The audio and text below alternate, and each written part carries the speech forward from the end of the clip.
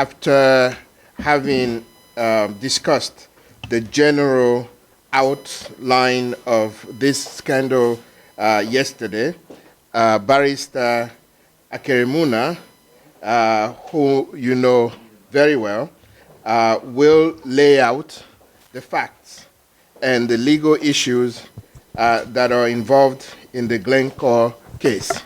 So for this session, my big brother, Mr. Muna, Barrister Muna, will be the first presenter. And particularly, he will focus on understanding Glencore's misconduct issues at hand. After his presentation, we will introduce two further panelists by the name of Mr. Joseph Ingram. I will talk more about them at that time, and Mr. Richard Goldstone, who also will make presentations. Again, I will be more specific about the presentation at that time. After their presentations, we will receive interventions and responses from the Glencore victim country representatives that are here with us today. And we will then close out the session by obviously opening up the session to the rest of the participants here today. So without further ado, my Egbon, may I ask you please to take the floor, Barrister Muna, please. Thank you very much, Prof. I must start by acknowledging the fact that we are lucky to be able to listen to two eminent gentlemen. You know, that is Joseph Ingram, who has a very long-standing experience with the World Bank. He was at the latest time the representative of the World Bank to the United Nations. And of course, Lord Justice Goldstone is well known, and there is no study internationally that you can look at without finding his name. And that they have taken the time to talk to us after my short presentation, I think that's a bonus. What I want to do this morning is to unpack the documents which were given on the key to permit you to be able to use it. So if you have your keys and you have a laptop, to insert the key in the laptop, because I'm going to try to unpack the documents you have in there so you could use them without any problem. That's basically our task this morning. Because of these, a lot of these documents are legal documents. There's some articles. I just realized that the articles are only in French or not in English. So we'll try and get you the articles in English if you want to understand the general atmosphere, especially for the journalists here. They have the articles by Financial Times and others in French that might inspire them in the work which they decide to do. Okay, if you look, there's an introductory note which is in your key. There's an introductory note or note d'information, there are two of them. And it introduces and gives you details of Glencore's corporate structure. And it also gives you details of the regulations they are supposed to have violated.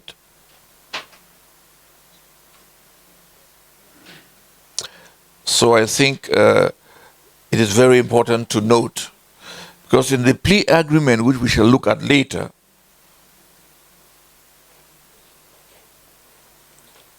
Glencore explicitly acknowledges responsibility for the acts, its own acts, of its directors, of its agents. I insist on this because if they acknowledge responsibility of an agent who is in Cameroon, Equatorial Guinea, Nigeria, somewhere else, the local authorities should be able to exploit this. And I'll explain this to you later. And they also say, in that introductory note, they stated clearly, they said that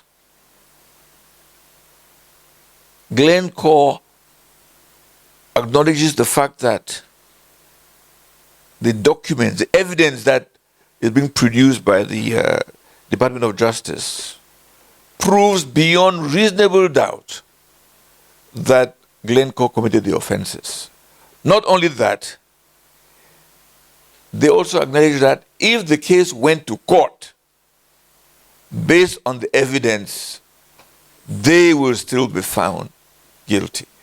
So that is pretty heavy for admission. That's how that document set out. So on the introductory note, you'll have all these elements that bring together the whole suit. Then you now get the sort of network that happened, country by country, which spans from 2007 to 2008.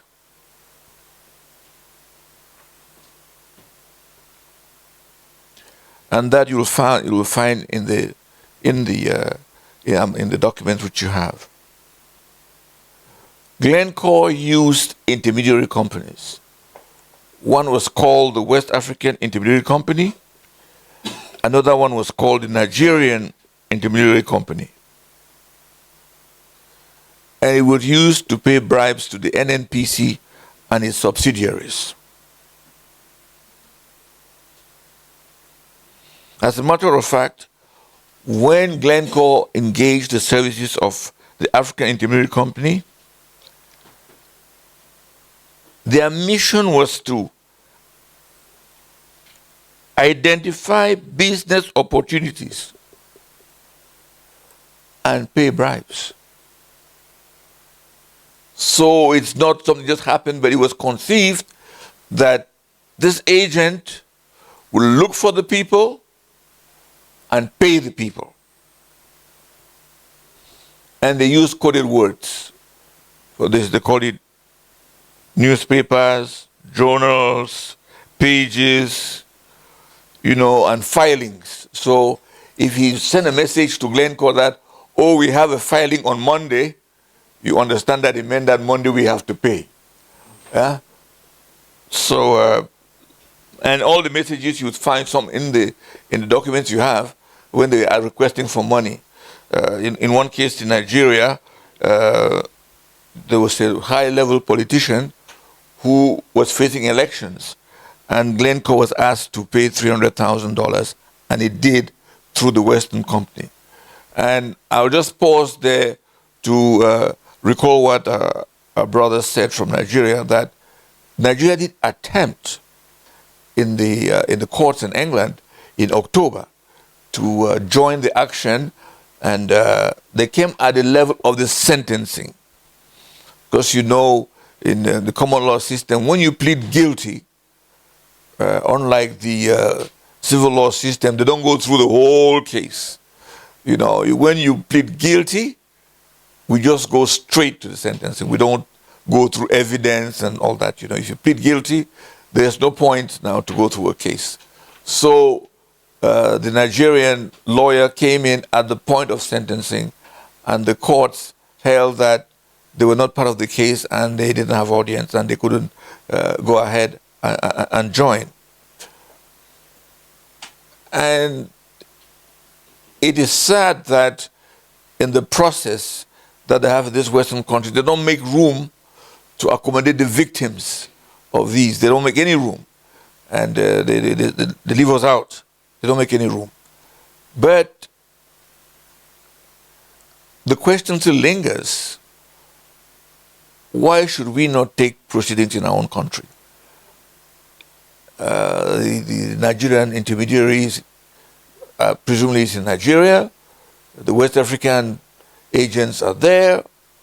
300,000 that was transferred, paid to finance the campaign of a politician. These elements should be able to permit a robust local investigation that will probably hook in the foreign partners and persons as accomplices. I have to also add that contrary to the Department of Justice in America, in England, the Serious Fraud Office is still reviewing the possibilities of bringing criminal charges against the specific individuals. So it's very possible that we might have some names. For the end of the year, in England, they're going to be able to do that. And this is looking at me very keenly, but I'm sorry, the case in England doesn't have DRC. So if there are any names, you will not have any names from the DRC. So going down the countries, now I just spoke a bit about Nigeria, but in the documents you have more detail. In Cameroon, I had laid out the same thing. The bribes, you would see in one of the documents, I've pulled out installmented payments that were paid. In Nigeria, you will see the fact sheet that has the payments and how they are linked to the different cargoes of crude. In the case of Cameroon, you will see the payments because Glencore admitted that. How did he get the money to pay the bribes? It's said in 3 ways. Firstly, in cash. There were 2 cash counters, I told you yesterday. The one in England was closed in 2011, and the one in Bar, Switzerland, was closed in 2016.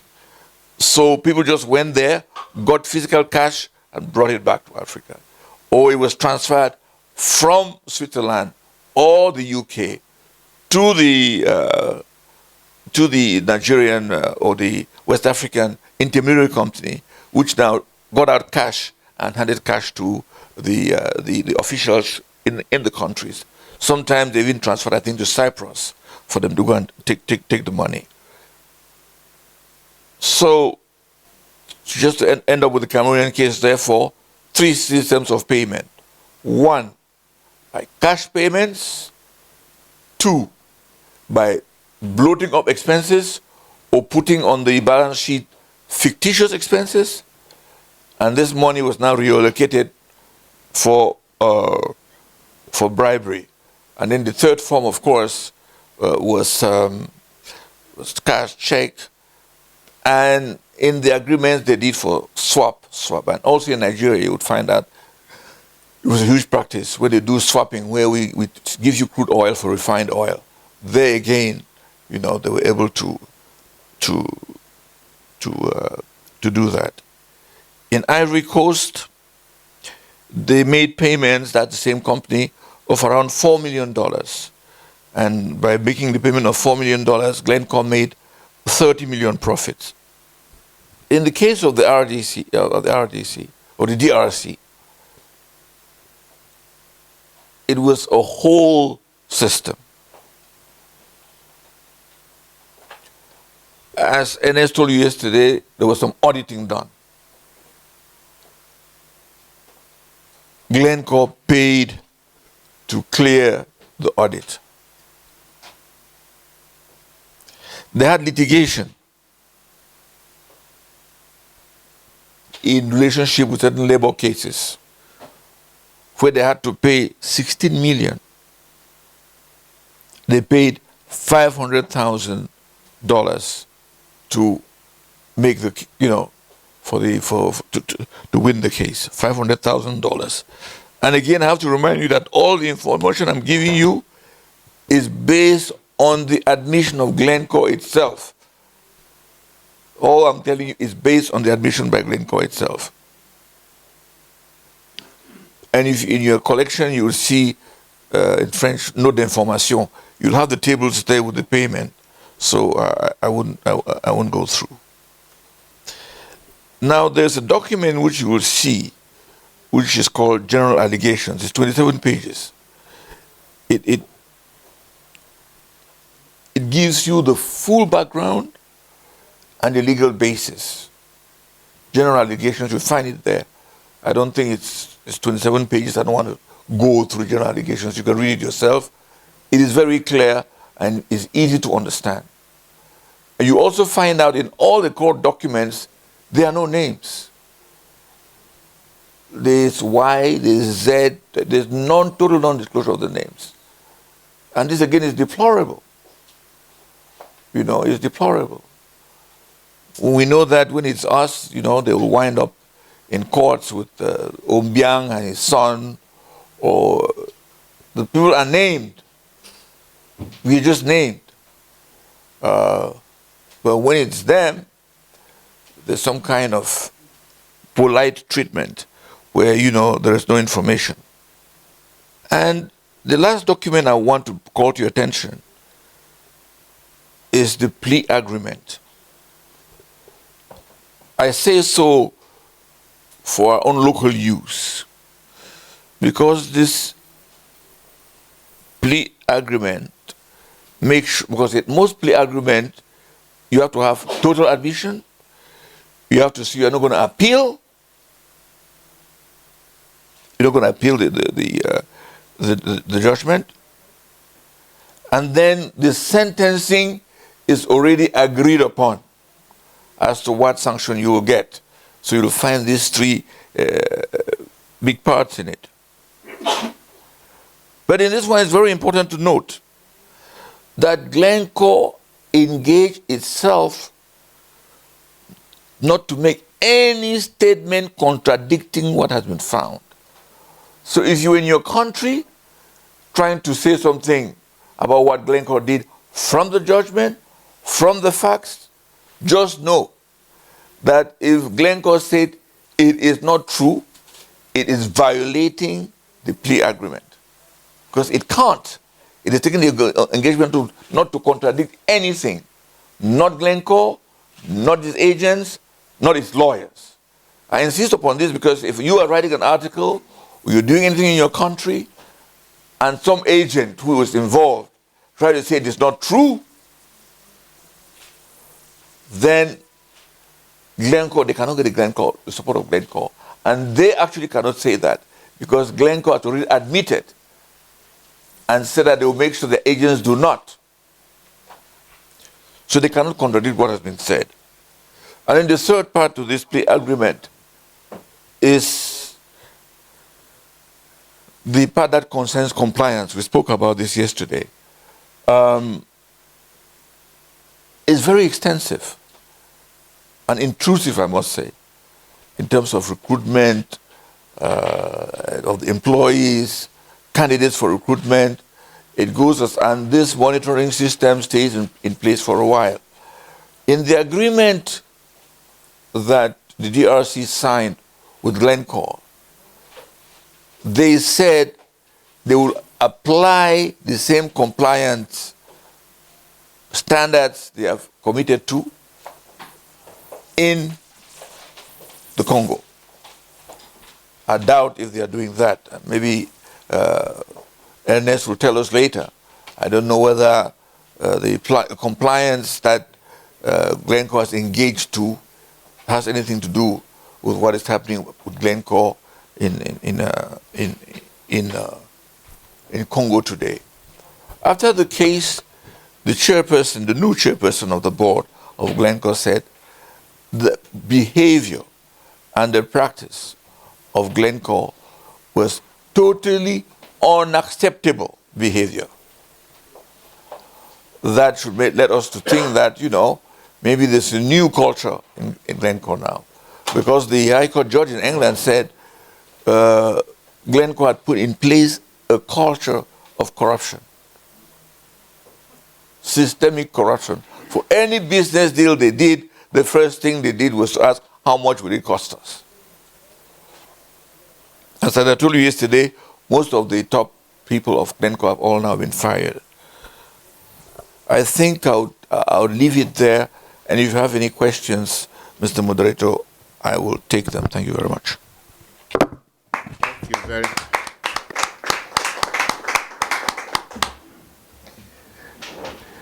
Thank you very much, Barrister. I think the facts that you have laid out are clear, they are precise. they make the case for a predator multinational company that has engaged in clear practice of corruption in order to make and multiply its profits to the expense, at the expense of African people. Without further ado, I would like to call upon the next presenter. And I wanted to give a few background on Mr. Joseph Ingram. He's currently chairman of Botech Labs. He's a fellow of the Canadian Global Affairs Institute, an expert advisor to the Growth Dialogue, a former president of the North-South Institute, and a former World Bank Special Representative to the United Nations and the World Trade Organization. He also, Mr. Ingram, he also chairs the Global Ambassadors, a group affiliated with the Back to Bretton Woods initiative, dedicated to rendering the Bretton Woods institution fit for purpose in the 21st century.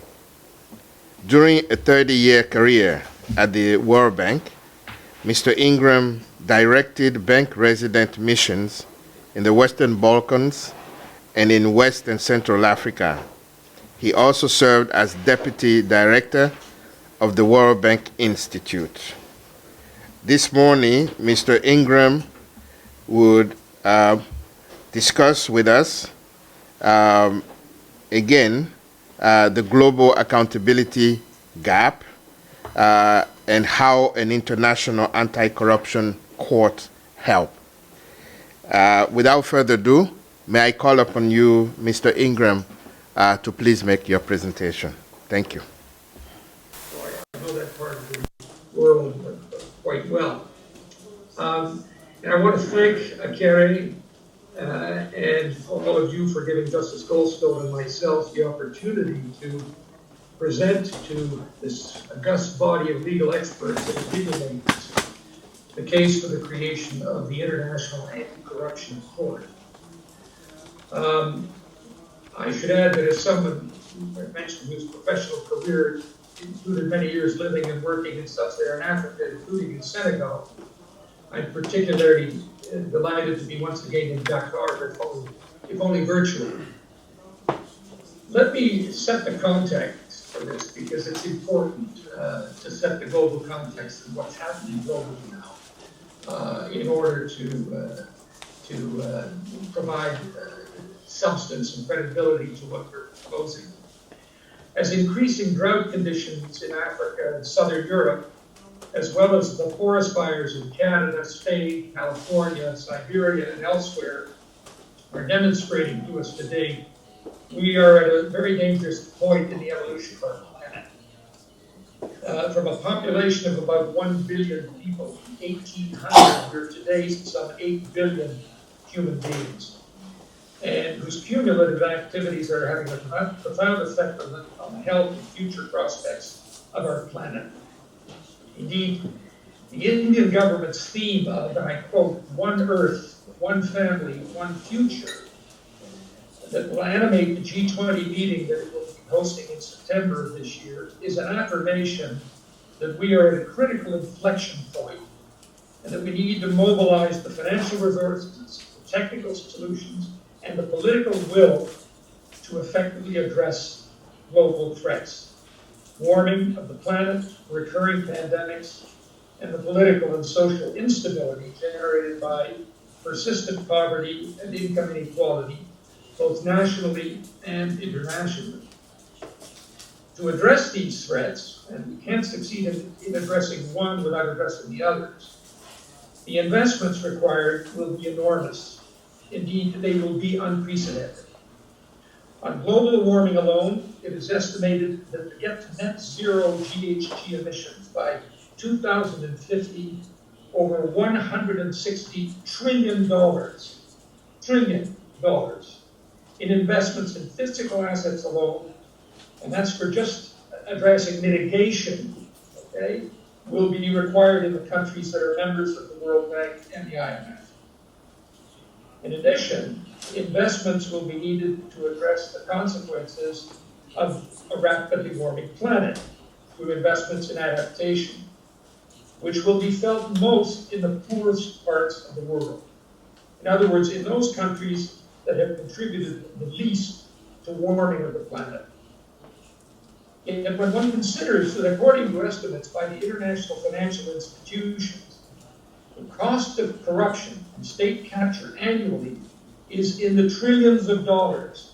In fact, the World Bank estimated that in 2022, some $2.6 trillion were lost to corruption. That's more than 5% of global GDP, with some suggesting that developing countries in aggregate lose 10 times more to corruption than they receive in the form of development assistance, with more than $1 trillion, it's estimated, paid in bribes annually. $1 trillion. When one considers those facts, the costs are indeed prohibitive, and it will diminish substantially any chance of success in meeting these global goals, including obviously the Sustainable Development Goals. But it's not just mismanagement, as Ikari and others have indicated, by recipient countries that contributes to the problem, but also tolerance for corruption. And indeed, I would state a complicity of some donor governments and their countries' private institutions that are transferred and hiding stolen funds. Moreover, the multilateral financial institutions themselves are all too often lack the rigor and internal surveillance processes needed to seriously address the problem of corruption and state capture of the very funding that they themselves have provided. And I include in this the World Bank. Under such circumstances, and at a time when unprecedented increases in financial assistance will be essential in addressing these critical global challenges, especially in the poorer countries which are least resourced to deal with them, the voting publics in many donor countries that in the past have been committed to sustain foreign financial assistance are losing confidence in the efficacy of foreign aid and are increasingly reluctant to augment public spending that yields little result beyond enriching the powerful and beyond widening inequality gaps. Governments have therefore been cutting back on their aid budgets, in some cases eliminating their specialized aid agencies altogether. In Canada, for example, CEDA no longer exists. In the UK, DFID no longer exists. And in Canada, for example, which has traditionally been a major donor with a proud legacy of support for development, human rights, and the Sustainable Development Goals, there is today a growing aid fatigue, with little public support for the current Trudeau government to restore the substantial cuts in foreign assistance made by the previous Conservative government of Prime Minister Harper. If governments, therefore, are to restore confidence in the efficacy of these vastly required increases in financial flows for dealing with global warming and poverty and inequality, the international community must ensure that effective mechanisms are in place to provide greater transparency in international payments and public procurement, rigorous accountability for public servants and their professional enablers, wherever they are in the world, and then through orders of restitution, recovering, returning, or repurposing illicit assets for the benefit of victimized populations. What Gary has been talking about and what you have been discussing for the last day and a half. So a first critical step to restoring public confidence and support for such a dramatic increase in financial flows is therefore the creation of the International Anti-Corruption Court, with the jurisdiction to prosecute any head of state or government, as well as anyone nationally or internationally, public or private, who conspires with them or enables them to violate a statute in the United Nations Convention Against Corruption, UNCAC, or in their own national legal code. Moreover, the existence of such a court would, in effect, create a deterrence, an effective deterrence, we hope, to future state capture through the presence of a credible threat of serious consequences for grand corruption. And we need, in order to address it, we need transparency, we need accountability, or to provide that, and we need restitution, the seizing and returning of stolen assets to their country.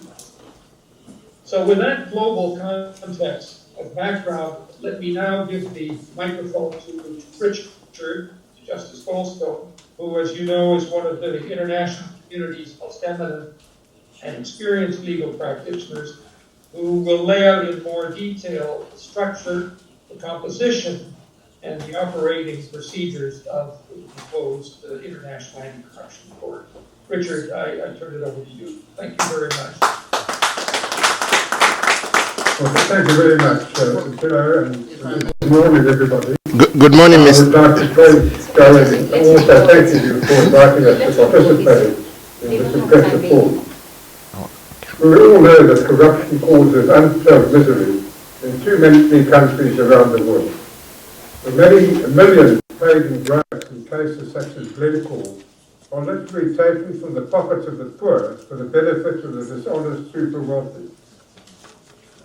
We in Africa, whether Nigeria, my own country, South Africa, or Senegal, we know to our cost how corruption has caused misery to so many of our fellow Africans.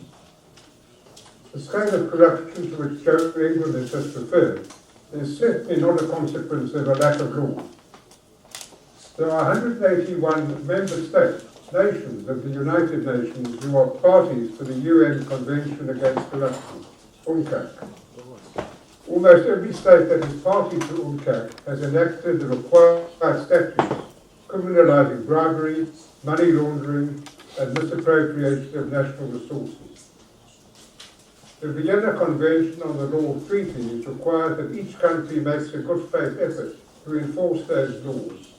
Many of them have done so.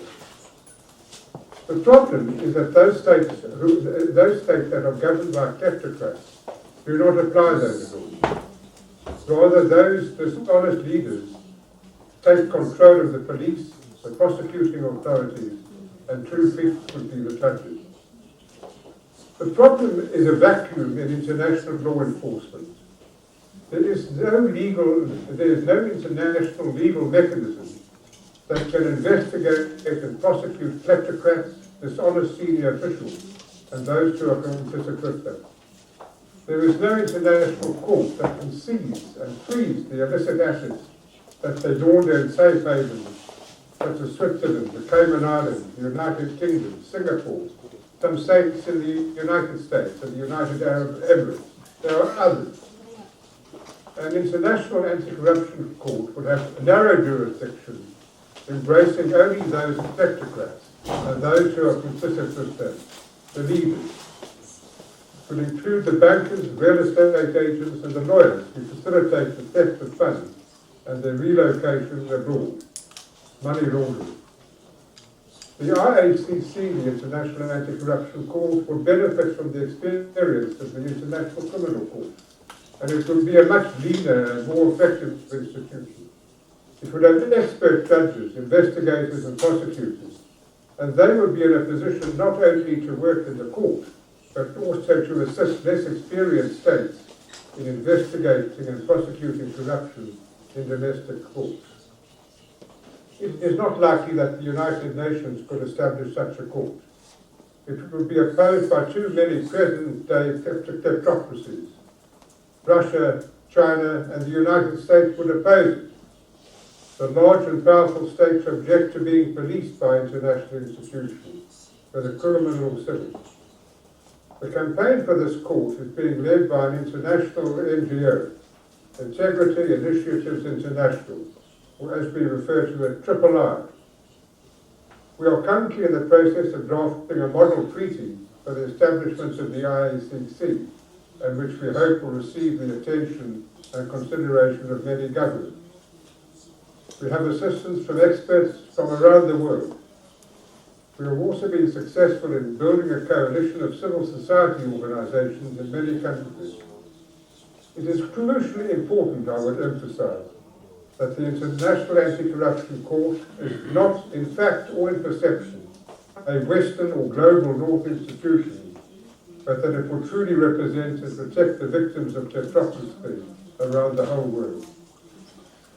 It is implicit that the crimes the court would adjudicate are those contained in UNCA, bribery of national and foreign public officials and in the private sector. Thank you very much, Judge Goldstone. I wanted to remind the audience that Mr. Goldstone was a judge in South Africa for 23 years. This is to give you a background as to what he's saying, what he's suggesting. The last 9 of his judgeship experience as a justice of the Constitutional Court. I also wanted to point out in his very rich resume that he has chaired the Independent Expert Review Group established in 2019, December, by the Assembly of States Parties to review the International Criminal Court and Rome Statute system. He's currently the Deputy Chair of Integrity Initiatives International and chairs his IACC Treaty Drafting Committee. What both Mr. Goldstone and Mr. Ingram have now laid before you is a strong argument for the creation of an international anti-criminal court, anti-corruption court, based on the facts of the enormity of the issues faced by not just Africa but the entire world with respect to criminal activities that are benefiting those who are already rich. Without further ado, I would like to ask for the representatives of some of the victim countries that are here. I believe I have Congo, DRC, I believe I have Guinea, Equatorial Guinea, and Côte d'Ivoire. So let's go in that order to have Monsieur Etienne, je pense, Ernest, Monsieur Etienne. Pardon, je ne sais pas pourquoi je vous appelle. Monsieur Ernest, bonjour. Nous aimerions bien avoir votre réaction par rapport donc à tout ce qui a été dit et surtout si vous pouvez vous attarder sur l'expérience de la RDC et quels sont les impacts de ces comportements, de ces institutions internationales, de ces sociétés commerciales internationales dans votre pays. Alors, Monsieur Ernest, vous avez la parole. Merci. Comme vous le savez, la RDC, c'est un pays minier. Et lorsque le cours des minerais chute, c'est l'économie de la RDC qui chute. Et lorsque le cours des minerais monte, donc le gouvernement a des recettes supplémentaires. Donc en RDC, que ce soit dans les cuivres cobalt, que ce soit dans l'or, que ce soit dans les diamants, et aujourd'hui dans les coltans ou tantalite, et dans le lithium qui sera un minerai du futur, parce que nous sommes en train de construire des usines pour l'exploitation du lithium, la RDC c'est un pays minier. Alors, les 10 ou les 15 dernières années, les sociétés, effectivement, ils ont acquis les contrats par les faits de corruption ou par des faits de patronage, de favoritisme. Il suffisait qu'un ministre belge ou anglais arrive à Kinshasa, il rencontre le président et demain son entreprise reçoit un gisement minier. Actuellement, effectivement, Glencore, qui est la société qui a commencé depuis 2006, la façon dont elle a acquis les gisements, nous l'avions dit hier, c'est en utilisant un intermédiaire, et l'intermédiaire avec des fonds vautours qu'on appelle hedge fund, basés aux États-Unis, ces fonds vautours, ces fonds souverains avaient été condamnés aussi. Et effectivement, on a aussi utilisé un homme influent qui était l'ami proche du président, qui a favorisé les transactions. Cette personne a été sanctionnée aussi. Et après, vous savez, il y a eu des contentieux toujours.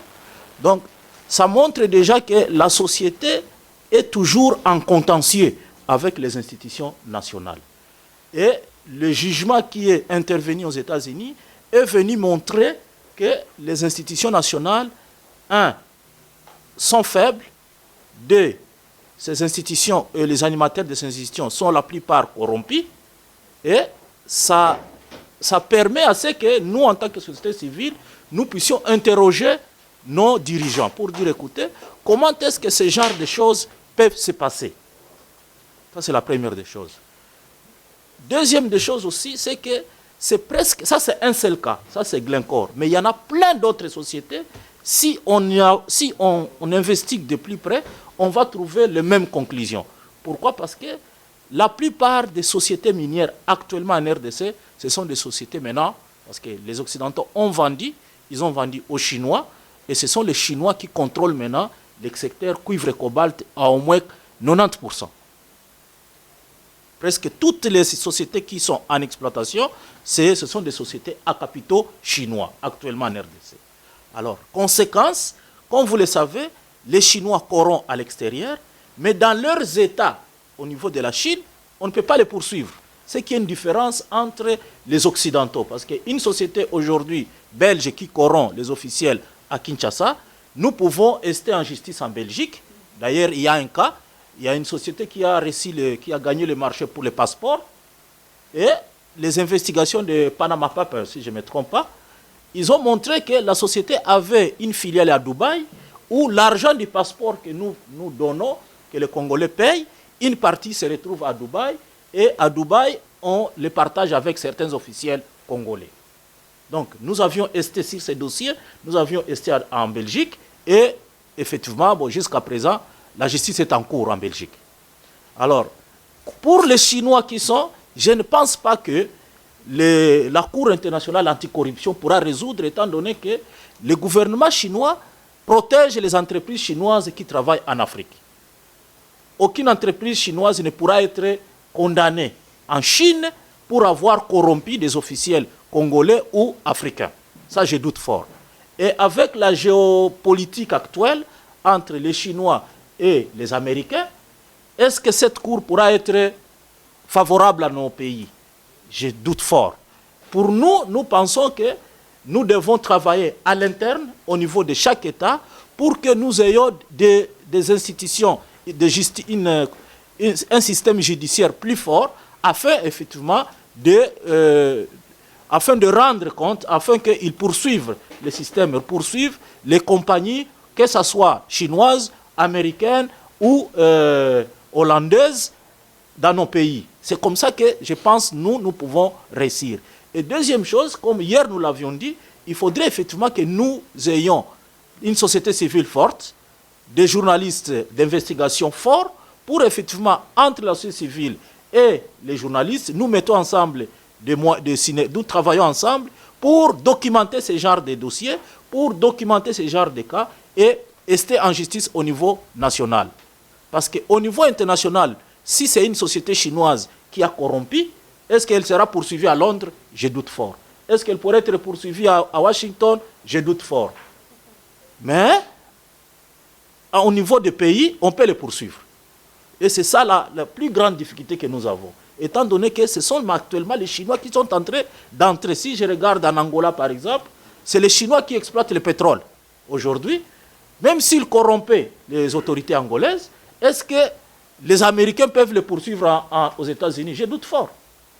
Or, nous pensons effectivement que nous devons renforcer nos systèmes judiciaires au niveau national et que la société civile s'élève, documente, travaille ensemble avec les journalistes d'investigation pour effectivement documenter et porter des dossiers devant les cours et tribunaux. Ça, c'est l'exemple que j'ai parce qu'en RDC, en tout cas, avec la majorité des sociétés qui sont à capitaux chinois, je doute fort que une société pourrait être sanctionnée soit au Canada ou à Londres, je doute fort en tout cas.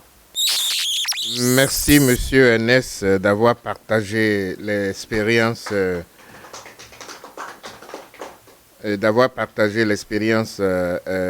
la RDC, de votre point de vue, et aussi d'avoir partagé votre, je dirais, votre point de vue sur la proposition donc des éminences qui ont proposé donc la création de cette Cour internationale anticorruption. Et puisque les questions vont venir plus tard, je pense que nous allons directement aller vers la Guinée équatoriale. No hablo español, so in English it's good. Okay, so please, you have the floor. Thank you. So thank you very much for the invitation. I represent an organization of lawyers of Equatorial Guinea, some of them based in Equatorial Guinea, some of us abroad. But it was very important for us to attend this meeting because, as you have seen in the documents, as Barrister Muna has shared, Equatorial Guinea is part of those countries that have been affected by Glencore scheme, maybe in a lower level compared to maybe Nigeria or other countries, but for us it's just the tip of the baobab. I don't want to say the iceberg because it's not a reference for us, but it's just the tip of the baobab because in Equatorial Guinea the whole structure is quite corrupt in a way, and Glencore is just one of the small fruits of baobab that we have of corruption in the country, and the issue that we are facing is precisely the fact that the system does not allow for prosecutions locally. It allows formally allows it, but it's very difficult because the justice system is captured as any other kleptocracy that you may also understand it would be the case. Therefore, it is still difficult to initiate a case like that. But it is also very important for us to at least have all the information as is been shared here, but also the fact that it's not normally published everything that transparently about the deals that some of these companies have with our governments. So and that's why there have been initiatives on even the EITI started just for that same purpose. But I don't think it's working as 100% as it was planned. So what we have tried to do out of this is also to try to seek reparations for victims for corruption. And what we are trying to do, I don't know if this has been is being explored. We are trying to work with an NGO based in the UK, where we would want to present a group of victims from Equatorial Guinea, and maybe that can be applied for other countries.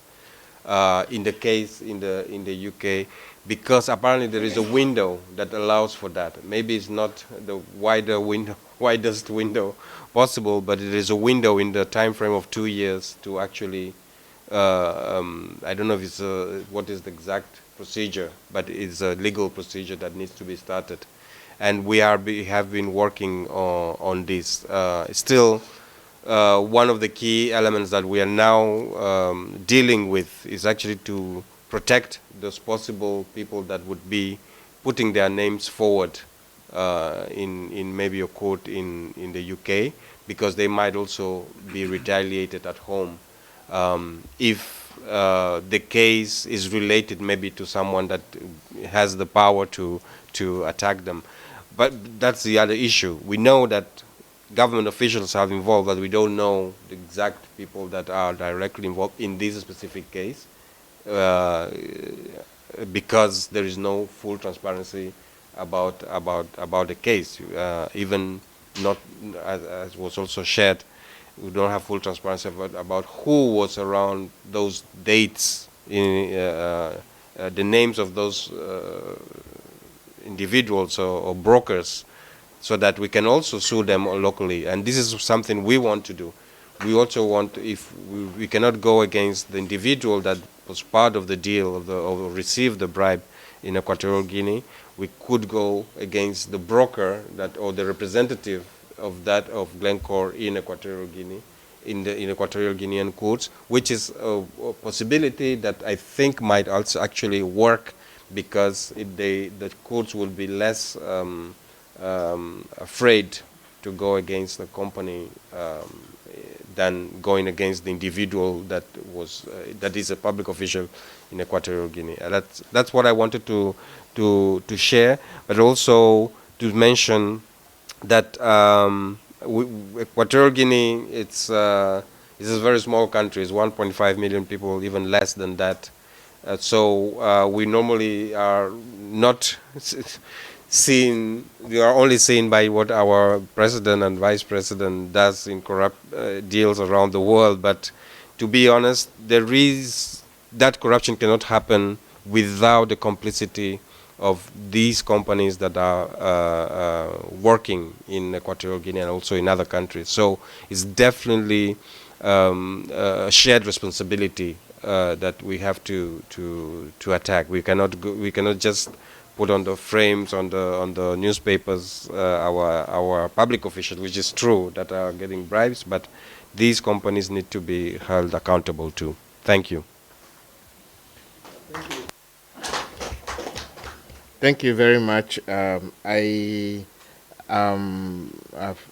failed to ask you to introduce yourself. Yesterday, everybody else, I think, was here, so we know who Mr. Ernest is. But would you please, since you came today, please introduce yourself.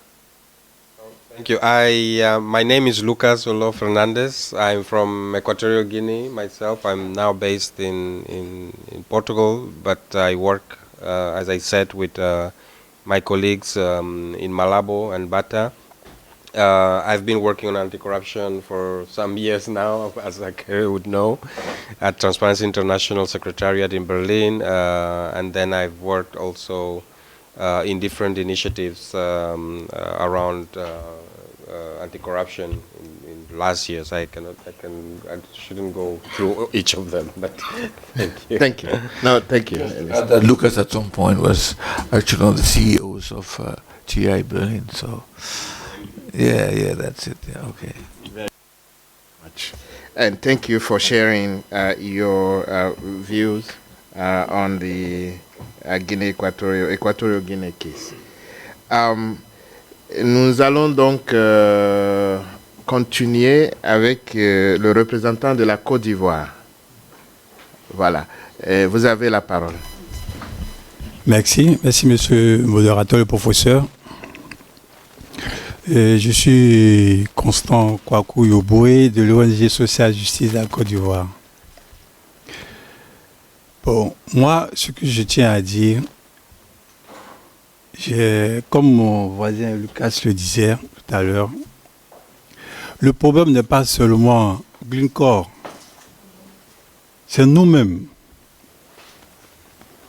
Parce que chez nous, en Côte d'Ivoire, il y a une seule entreprise qui gère les questions pétrolières de l'État, Petrosi Holding, qui s'occupe d'acheter et de vendre ce qui est produit pétrolier. Notre État n'est pas un État grand producteur de pétrole. Et je crois que c'est récemment qu'on vient de découvrir, un bloc pétrolier vers Ghana, Côte d'Ivoire, qui doit avoir des grandes productions à venir. Alors, est-ce que Glencore a fait cette opération toute seule? C'est sûr qu'il y a eu des agents, des Ivoiriens ou bien des non-Ivoiriens qui sont impliqués. C'est pourquoi tout à l'heure, je pensais à l'intervention de mon frère Joseph qui parlait de problème de valeur. Vous comprenez? Aujourd'hui, en Côte d'Ivoire, si vous parlez de problème de politique, est-ce que le président sera encore candidat en 2025? Est-ce que M. Laurent Gbagbo sera encore candidat? Est-ce que M. Bédié sera candidat? Ça, je vous jure que vous aurez toute la presse écrite en train de parler de ça. Mais quand il s'agit de problèmes d'intérêt public qui occupent même leur propre ménage, comment ils vont faire pour se déplacer? Parce que le carburant, ça, les prix grimpent.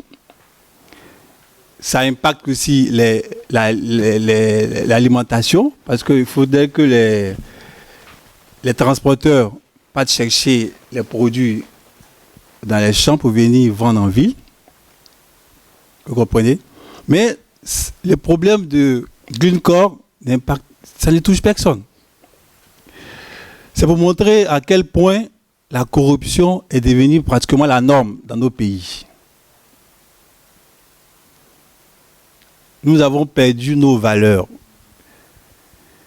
L'histoire coloniale nous disait que les colons sont venus, ils ne sont pas venus comme ça s'asseoir. Simplement, c'est avec la participation de nos frères, nos ancêtres, quelques ancêtres qui ont traité leurs frères. Aujourd'hui encore, ça continue. Je me pose la question en réalité, qu'est-ce que nous, Africains, nous voulons? Parce que nous prêtons le flanc aux entreprises multinationales qui arrivent pour venir exploiter nos ressources et répartir avec l'argent. Et nous sommes prêts à aller encore nous endetter pour venir reconstruire nos pays.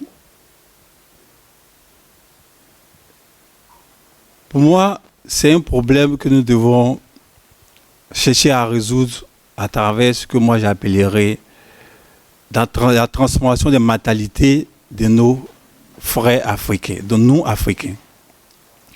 Et je saisis l'occasion d'être présent à cette tribune pour vraiment lancer une doléance pour que les structures qui sont dans la coalition de la lutte contre la corruption essaient de voir si nous pouvons mettre en place un programme éducatif. Nous avons de la matière pour enseigner, pour éduquer, transformer nos populations. Parce qu'aujourd'hui, je vous dis la vérité, dans notre système éducatif, vous comprenez, ce qui est vraiment aberrant, nous sommes en pleine section examen en Côte d'Ivoire, vous allez trouver des enseignants qui sont prêts à prendre souvent des 1000 francs, 2000 francs à leurs propres enfants pour leur donner des notes. Oui. Parce que chez nous, il y a ce qu'on appelle l'oral. L'oral d'anglais, l'oral d'espagnol, des langues. Et ils demandent à un élève qui perd son enfant, donne-moi 2000 francs, 3000 francs, pour que je te donne telle note. Est-ce que vous me direz un peu l'ampleur? C'est-à-dire que je me dis, qu'est-ce qu'on va laisser comme héritage à nos enfants? Si nous-mêmes,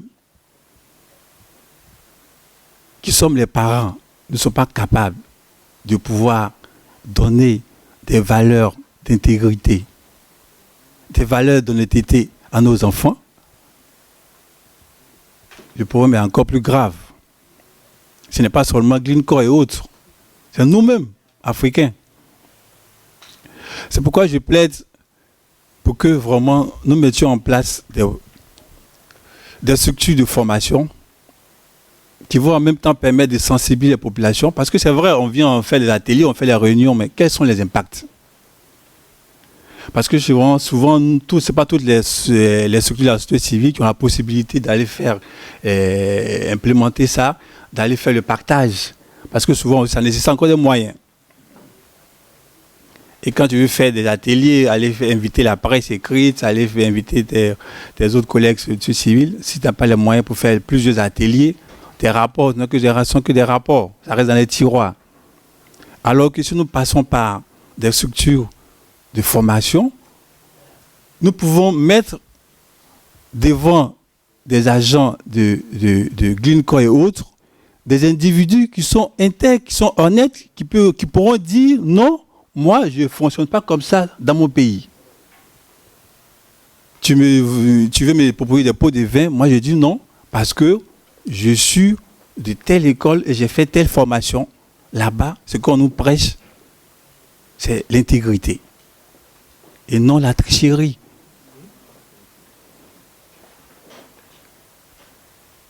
En tout cas, vraiment, je voudrais encore une fois vous dire merci et je tiens à ce que cette brèche-là soit vraiment une écoute soit sérieuse et vraiment, ça me tient à cœur parce que chaque fois, je me rends compte que il y a plusieurs initiatives, on fait beaucoup de choses, mais comment nous arrivons à pouvoir partager ces connaissances, ces informations-là à nos populations.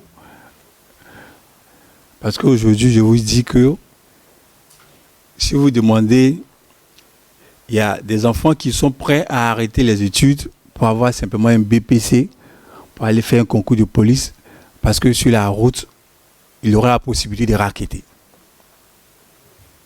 Qu'est-ce qu'il va aller faire avec un doctorat? Parce qu'un policier gagne beaucoup d'argent plus qu'un professeur à l'université quand il va racketter. Un agent de douane, un sous-officier va aller construire un immeuble parce qu'il a la possibilité de racketter à la douane. Voici un peu l'ampleur. Je parle de mon pays, mais je crois que ça concerne aussi toute l'Afrique sud-africaine. Hein. Surtout l'Afrique noire. Voici ce que je tenais à partager comme expérience. Encore une fois, je vous dis merci. Et nous sommes vraiment très ravis d'être présents et nous souhaiterons vraiment avoir beaucoup de connaissances avec nos anciens pour pouvoir améliorer notre société civile en Côte d'Ivoire. Je vous remercie. Merci beaucoup. En tant qu'économiste, je résume un peu ce que vous venez de dire en termes de la demande et l'offre de la corruption sur le marché. Et je pense que ce n'est pas mauvais comme étude. Il y a même une littérature là-dessus. Et dans toute activité criminelle, il y a deux côtés. Il y a ceux qui offrent et ceux qui acceptent. Et donc, je pense que c'est peut-être, vous nous donnez une idée en termes de... qui nous amènerait peut-être à approfondir les réflexions de ces deux côtés de ce marché de la corruption. Merci. Et je voudrais que nous soyons conscients du temps. Il est 10h, je pense 10h37 minutes. Et nous avons commencé évidemment la session un peu plus tard que prévu. Et donc je vais demander l'indulgence de toute l'assistance pour que nous puissions peut-être nous donner quelques 10 à 15 minutes de plus, si ça ne vous gêne pas, pour avoir une discussion générale, pour pouvoir clore la session, si vous acceptez, et pour que ensuite nous puissions prendre la pause. Et dans ce cadre, je viens à l'assistance générale, mais je pense que le grand frère bariste Mouna voulait faire un point rapidement, n'est-ce pas? Allez-y, c'est bon. Merci, modérateur. I don't know, Joe, if Joe is still there and listening. I want to say that I was one of those he approached about the International Criminal Court, and I told him that I wasn't very hot. I wasn't really very, very interested. And but going through the Glencore case, I have totally changed my mind. Because you have six countries, where there is clear a case of transnational crime. And as Lord Justice Glaston said, he called them properly kleptocrats. People who put money in suitcases and cross borders. They're just thieves, nothing more than that. And as Lucas just said, in some countries you cannot prosecute them. So, to your point of saying, well, we have to strengthen our institutions, so in the meantime, what? In the meantime, what? It's an urgent need to make sure that, and the important thing is about the preventive force of this. If people know that, okay, they can bribe in Equatorial Guinea, in Cameroon, but they can be held responsible somewhere else, they will think twice. You don't know the effect of the FCPA, the American Foreign Corrupt Practices Act. The effect that it has on American companies is incredible. It's incredible. Banks know that if you deal in dollars, it doesn't matter where it happens. You can get hauled into the court in Manhattan. So I think that the advantage of international jurisdictions is that kleptocrats have no protection. And most of the time, as we said before, the state is always a state company that manages the oil in our countries. It's a state-owned company.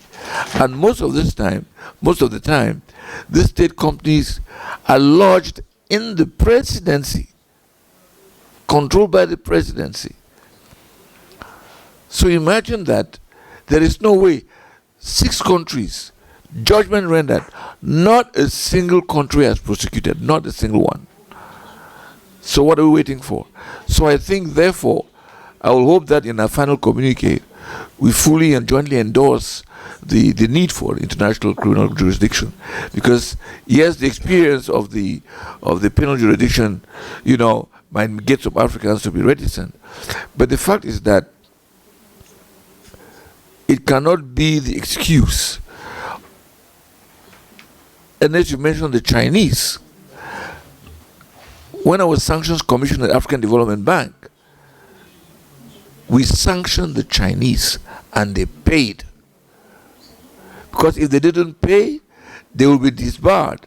And if they are disbarred, they cannot get financing from not from the World Bank, not from the Asian Development Bank, not from the African Development, and they cannot even get contracts financed by these people. So there are other ways that make them think again. The Chinese are doing their work all in Africa. So if the African Development Bank was going to finance a contract in a country which is going to be executed by a Chinese company, if they are under international sanction, they are out of the list. They can't do it. So they cannot afford. So I think that more and more when I look at it, as I keep saying, it is clear in our countries that the fish cannot fry themselves. There's no way. We will do what we want, but these guys, they are those who commit the offenses. They are not going to go and say, well, I've stolen, so please, prosecute me. So I think, more I think about it, more I think that we should think seriously about this as a deterrent. And one of the problems that EITI is criticized about is that it does not have a sanctioning mechanism. What can EITI do? It cannot sanction anybody. It cannot. So maybe if there is another instance that can look at all this, you had the figures. Last year alone, how many $1 trillion lost in corruption? So I think, as much as it's good for us to strengthen and make sure that our judicial systems are independent, but the only way we can achieve that at times is for people to be aware. If you take Equatorial Guinea, I'm not very much in support of what happened in France and all that, but the simple fact that in many countries, Brazil and others, where the sun went, their property was seized and stuff like that, it awakens the others to that possibility. The rush to Dubai and other countries and South Africa is also because of this phenomenon. We should make it hard for people to take this money and hide it. So I just wanted to make a statement about the fact that I think international criminal jurisdiction is an important tool in the process. And most of the time, the way it works, is it subsidiarity is called? That is, if you don't sue in your country, then they could take. So if you actually take action in your country, it will not escalate to the international level. So there's time and there's space for domestic jurisdictions. Thank you. Mr. I'm coming to you, DG, but I would like my sister, Madam Charity, to make a few comments, please. Go ahead.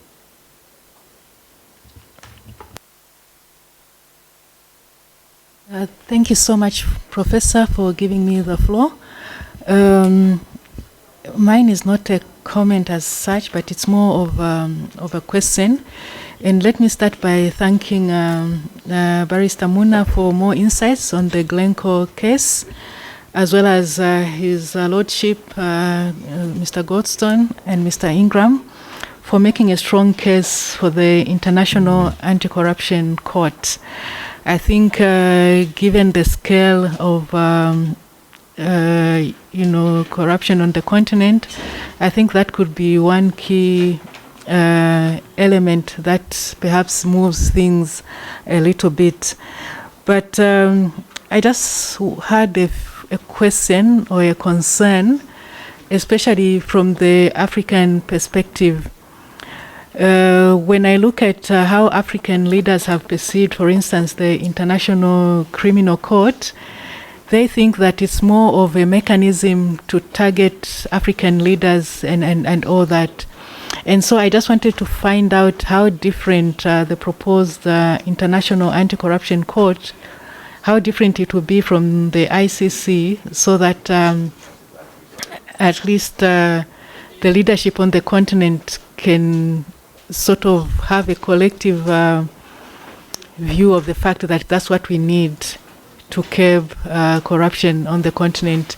Because I foresee a situation, if they are not into it, we don't have them on board, it may not be as effective as it's intended to be. Thank you so much. Thank you very much, my sister. Let me take a few more. The DG has been raising his hands. Then I'll come to you, Joseph. Monsieur le Directeur Général, allez-y, s'il vous plaît. Beaucoup, monsieur le modérateur. Bonjour tout le monde. Vous me permettez d'abord de remercier les intervenants pour la qualité des communications que tu as faites. Je voudrais très rapidement, le temps nous est compté. C'est vrai que les questions sont multiples et importantes, mais on va essayer de... Moi, je m'intéresse surtout à la mise en place... Ah, ok. Yes. Je sais pas. En fait, j'étais en train de dire, je remercie les communicants pour la qualité donc des présentations que tu as faites. Et je m'intéresse surtout à la question qui a été soulevée quant à la mise en place ou la création d'une cour pénale internationale relativement à la lutte contre la corruption. Oui, je pense que Bâtonnier l'a dit à Kérémouna en parlant de principe de subsidiarité. Parce que si on fait le parallèle avec ce qui existe, c'est-à-dire la Cour pénale internationale, qui a une compétence en matière de crimes de guerre, crimes de génocide, crimes contre l'humanité, crimes d'agression, en vertu du principe de subsidiarité ou de la complémentarité, je pense que c'est plus ou moins, à la limite, déplacer les choses, les allonger et ne pas apporter une solution immédiate à un problème qui se pose. La question qui pourrait se poser éventuellement juridique, c'est non seulement il y a ce principe de complémentarité, il faudrait qu'il soit démontré que l'État est défaillant, c'est-à-dire qu'il n'y ait pas de poursuite au niveau national pour pouvoir saisir ou une incapacité de l'État à pouvoir poursuivre pour cette infraction éventuellement de corruption, pour pouvoir saisir cette cour pénale internationale en matière de corruption. Ça, c'est un premier élément. Deuxième élément, c'est le principe, que fait-on aussi du principe de rétroactivité? C'est-à-dire, aujourd'hui, par exemple, à dimanche, la Cour pénale internationale, ce qu'on constate, c'est que la Cour, en vertu du statut de Rome, n'est compétente que pour les infractions qui sont commises, les crimes qui sont commis après l'entrée en vigueur du statut de Rome. Donc, si on fait le parallèle, si on devrait avoir une cour pénale internationale en matière de corruption, cette cour serait compétente que pour éventuellement les actes de corruption qui sont commis après l'entrée en vigueur donc de statut qui porterait éventuellement cette cour pénale internationale sur la corruption. L'autre question aussi qui me taraude l'esprit, troisième élément, c'est qu'aujourd'hui, il faut à la base un statut. Il faut aussi que les États ratifient le statut. Donc c'est tout un processus et toute une adhésion qui devrait éventuellement entourer la mise en place de cette cour. Et donc ce qui fait que, est-ce qu'on ne retarderait pas un peu, je veux dire, la solution ou l'intervention, si je peux dire, chirurgicale pour un problème qui est là, endémique, et qui un peu constitue pour moi une épineuse question. C'est pourquoi, ensuite, peut-être quatrième élément qu'il faut intégrer dans l'analyse, aujourd'hui, qu'est-ce qu'on constate? C'est les principales victimes de ce phénomène, de ce type de corruption, ce sont la plupart des pays africains. Les auteurs principalement, ou en tout cas les complices, sont aussi des Africains. Est-ce qu'on ne devrait pas penser autrement à renforcer, je l'ai dit un peu hier, à renforcer le système? Parce que pour moi, il faut agir sur le système. Il faut faire de telle sorte que le système soit solide pour prendre en charge les éventuels écarts dans le sens justement de la commission de certaines infractions, y compris l'infraction de corruption. Et pour cela, pour moi, tous les acteurs ont leur rôle, ont leur partition à jouer. Les acteurs publics, les acteurs du privé, les journalistes, chacun à ce niveau doit travailler dans le sens de renforcer le système. Parce que fondamentalement, je pense que le représentant de la Côte d'Ivoire l'a dit, en fait, il y a une crise des valeurs, mais justement, s'il y a une crise des valeurs, il faut justement renforcer le système qui fera de telle sorte que même si on veut agir d'une certaine manière, on ne pourra pas. Et même ceux qui sont, par exemple, les dirigeants, les gouvernants, ne puissent pas non plus je veux dire, s'aborder des actions louables des agents publics ou privés dans le sens du développement de nos pays, les pays africains. Pour terminer rapidement sur les questions, comme je dis, le temps est très compté.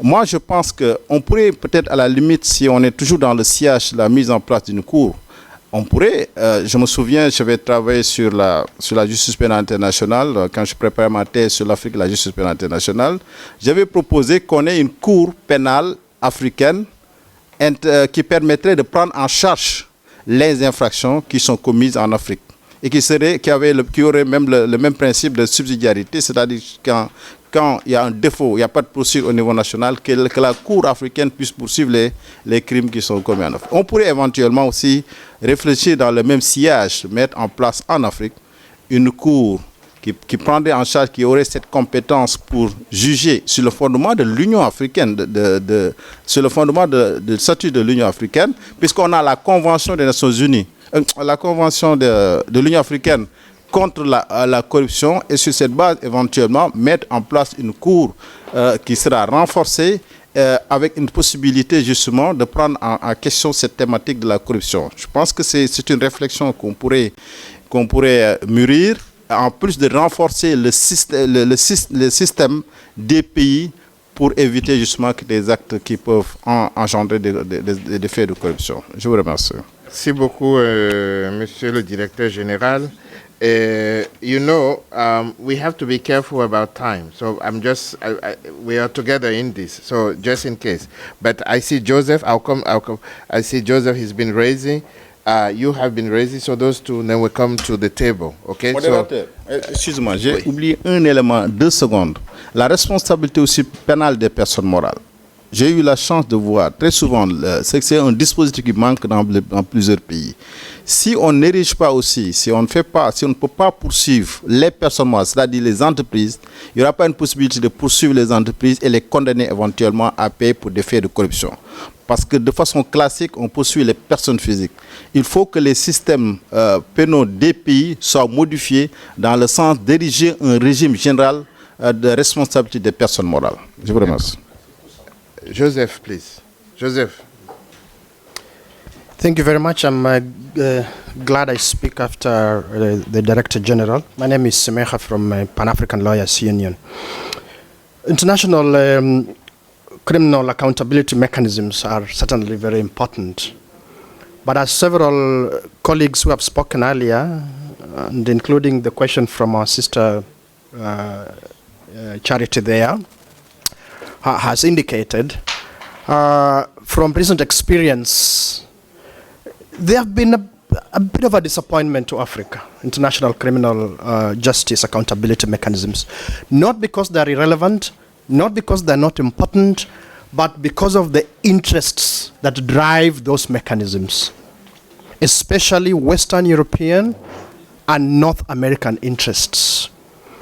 And that problem is part of their Achilles heel. Because the moment African leaders noticed that weakness, they were able to fiercely fight the International Criminal Court, and in some instances, actually defeat the cause of justice because of a situation created by Western European leaders and Northern American leaders. So in my opinion, with tremendous respect to the advice that Barrister Keremuna has given us, we as Africans must prioritize African mechanisms, international African mechanisms, as the primary remedies or mechanisms that we go to. In addition to our support for international mechanisms, which tend to be very strongly influenced by commercial and military industrial complexes of those regions, we as Africans should prioritize our mechanisms, and I'm in agreement that they should be multifaceted, not just criminal justice accountability mechanisms, founded upon and with a direct contribution towards our value systems. The people that do most of the looting of this continent are not even the presidents and their families and whatnot, the kleptocrats, our kleptocrats on this continent. When they do their looting and it hurts us. But a huge percentage of illicit flows from this continent is by Western multinational corporations whom international criminal accountability mechanisms are often reluctant, or even if action is taken, will often yield to the pressure of Western Europe and North American interests, particularly commercial and military industrial interests, in favor of those they see as people they have shared interests with, refusing and or failing to put the victims of these crimes at the center of those mechanisms. So for me, this is why we have first to look at Africa primarily, and then look at those international criminal accountability mechanisms at a secondary level. And we do have a solution that the AU has... Be mindful of time. I'm just finished. That's my last bit. Okay. We do have a solution. The Malabo Protocol. The African Court. Why are our leaders reluctant to give it a criminal jurisdiction? So that the African Court on people's human and people's rights... The date of the protocol. Sorry? The Malabo Protocol. Give the date. So I'm saying there is a basis. There is a place to start. We have a place to start. We have somewhere to start. Thank you. From the audience, vous voulez parler encore? Vous voulez encore intervenir? Ok, allez-y, et puis on revient alors au panel. Allez-y. Oui, enfin, j'ai deux questions qui sont à peu près liées. Allez-y vite, s'il vous plaît. Donc, la première question, c'est par rapport à la Cour pénale internationale contre la corruption. Je voudrais demander à M.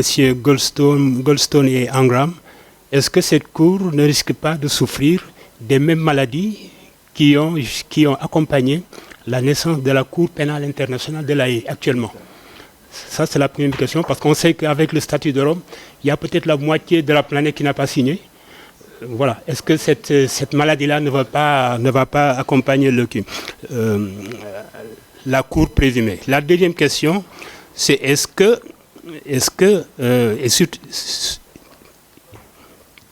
toujours par rapport à la Cour pénale internationale actuelle de la Haye, est-ce que la Cour pénale internationale contre la corruption, est-ce qu'on peut avoir des garanties que des ressortissants américains, européens, canadiens, chinois, qui se rendraient complices des élites africaines, est-ce que ces personnalités-là pourront être traduites devant cette Cour pénale internationale en sachant que la plupart de ces pays n'extradent pas leurs ressortissants?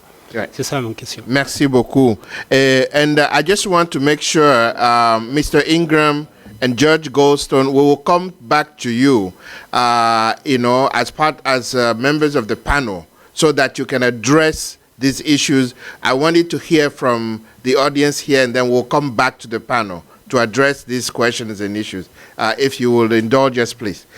Swad, and then Monsieur Sekvasu. Allez-y.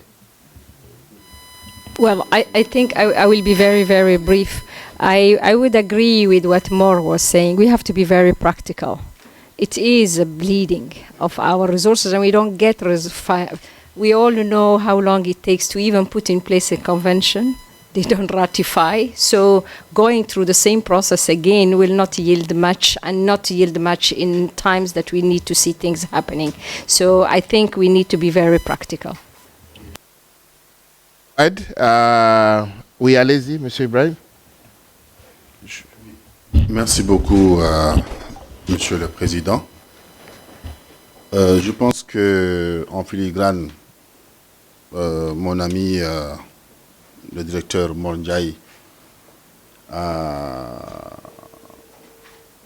posé le problème et même a proposé des débuts de solutions par rapport à la croyance qu'on doit avoir aux instruments africains et produits également par les Africains pour solutionner des problèmes africains.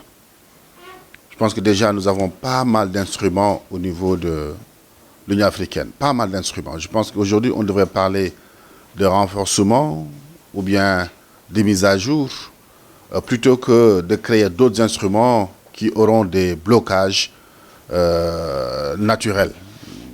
La Convention des Nations Unies, la Convention de l'Union africaine est là, les conventions également, bien les protocoles sur la bonne gouvernance et les démocraties également sont là. Au niveau de la CEDEAO, on a des protocoles, on a d'autres instruments également sur le MAEP, d'autres instruments qui sont là véritablement pour promouvoir la lutte contre la corruption, mais également permettre de lutter contre les inégalités.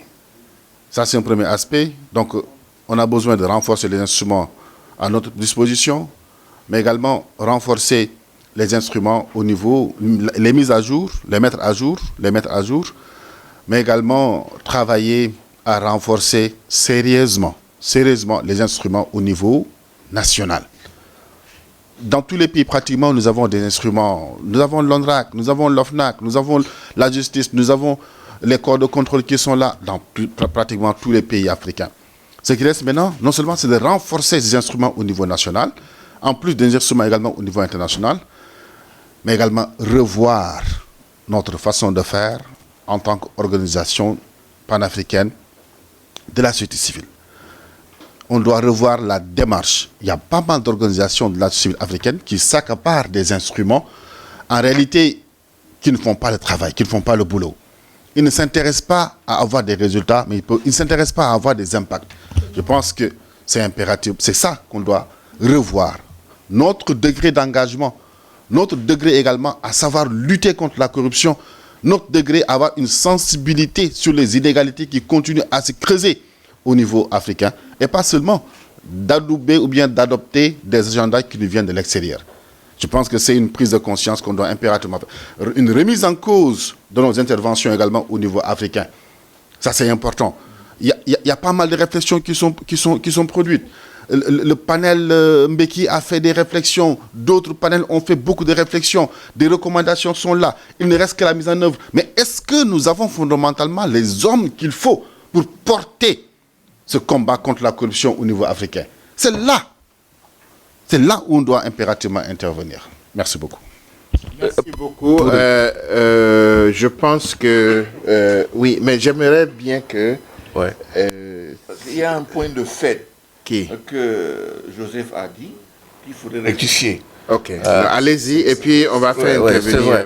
You know, Joseph, you said that the financial flows is more by the corporate internationals than it is. No, it is by African kleptocrats who would steal and take corruption money and park it outside. That's what is that's what we talk about asset recovery. They are assisted by these corporate entities, but it is us sending our money out. That's the first thing. Second thing, the Malabo Protocol. I was asking you the year because since it was signed, we cannot get 15 signatures to ratify it. 15 out of 55 to give the African continent an instrument to prosecute in cases of corruption. So it's okay to be idealistic, but you know. Barrister, so I think I'll leave 5 minutes to end this conversation. Please, Judge Judge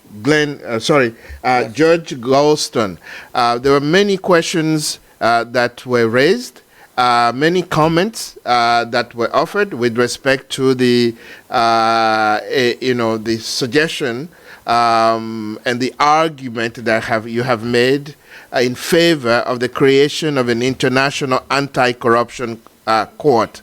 And many of the interventions seem to be saying that things need to be analyzed and be seen from the perspective of the African specificity. And so I want to turn over to you to see how you will address this, and after you, Mr. Ingram as well. Please, Justice, please go ahead. And there's a particular question about particularly the parallelism that may occur between the ICC and the proposed IACC.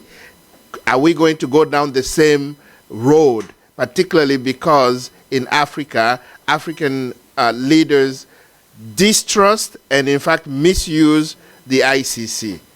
Over to you, Justice Goldstone. Thank you. Thank you very much. It is no way inconsistent, but in fact goes side by side with having an international anti-corruption court. So there's no, it's not a question of one or the other. We need to do everything possible to curb this terrible scourge that is striking the whole.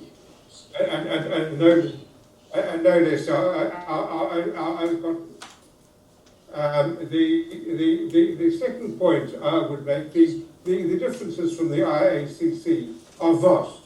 An international anti-corruption court would have this very narrow jurisdiction dealing with corruption.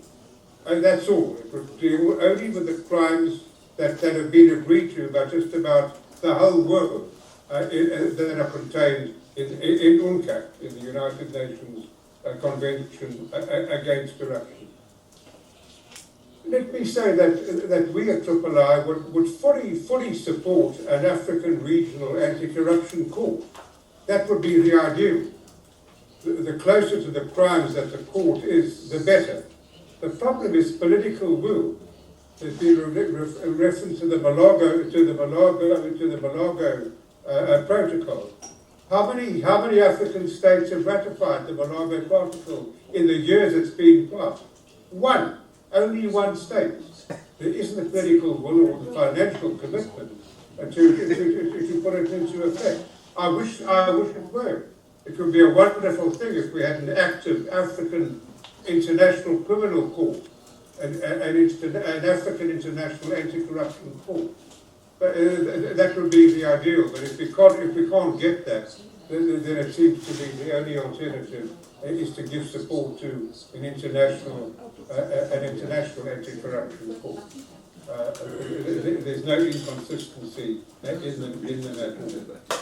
I will conclude by saying that an international anti-corruption court could be effective and is distinguished from the ICC by having the illicit gains, the money laundered to pursue. That is key. Kleptocrats don't keep their money at home, obviously, because they don't know how long they're going to be in charge, and to safeguard the ill-gotten gains, the illicit funds, they invest them in these havens to which I referred.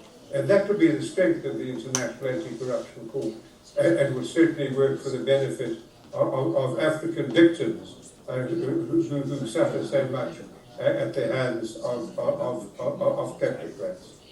I know time is short, Mr. Chairman. I will leave it at that, and hope to have a few minutes for Mr. Ingram. Thank you very much, Lord Justice. We very much appreciate it. Yes, Mr. Ingram, if you're still online, you will have the last word. But there's an aspect that maybe I would urge you to consider addressing, which is the question that several people ask.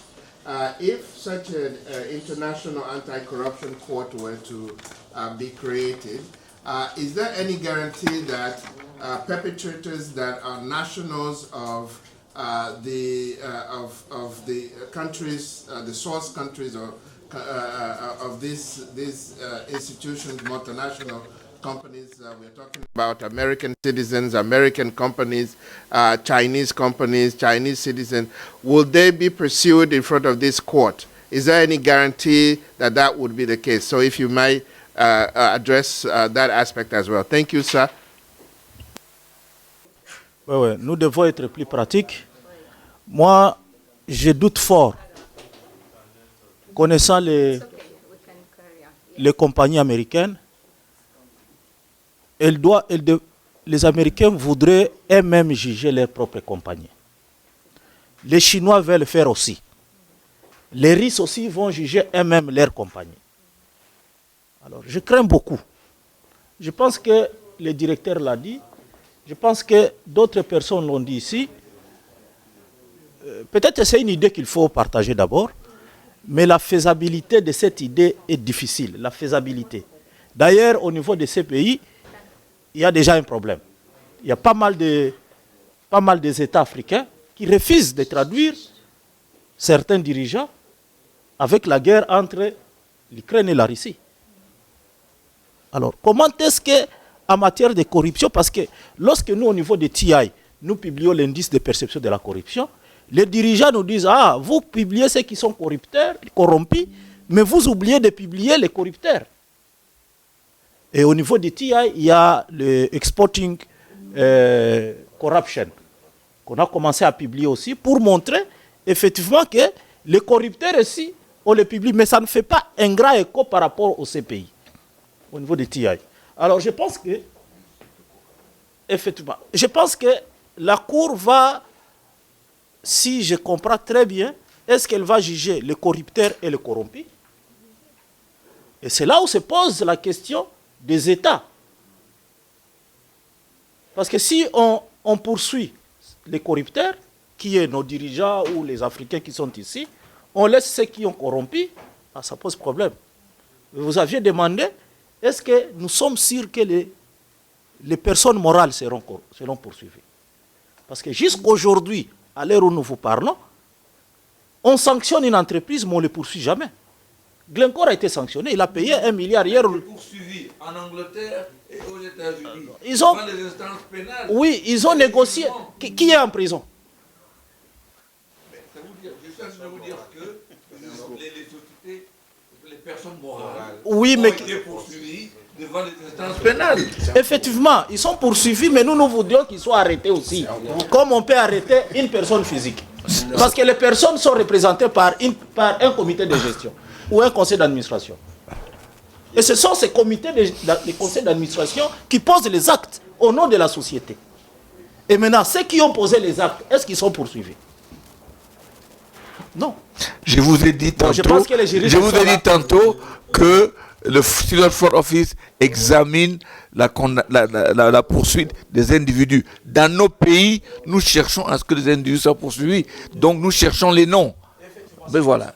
Je pense que pour moi, nous devons faire pression pour que les individus qui étaient en complicité avec les gens de Glencore soient poursuivis dans nos pays. Commençons par la RDC. Je pense, effectivement, vous avez pris l'argent, oui, mais personne n'a été poursuivi. Effectivement. Mais voilà. C'est parce que la plupart des gens qui ont pris cet argent, ils sont morts, ils sont décédés. Il y a Katumba Mouanké. Il n'est plus là. Oui. C'est lui. Nous savons. Non, Ok, je pense que pour cette session, permettez-moi, mesdames et messieurs, permettez-moi pour cette session de clore la session. Voilà. Pour que nous puissions aller prendre la pause, café, et la session qui doit suivre, va suivre. Et je pense que je vous remercie.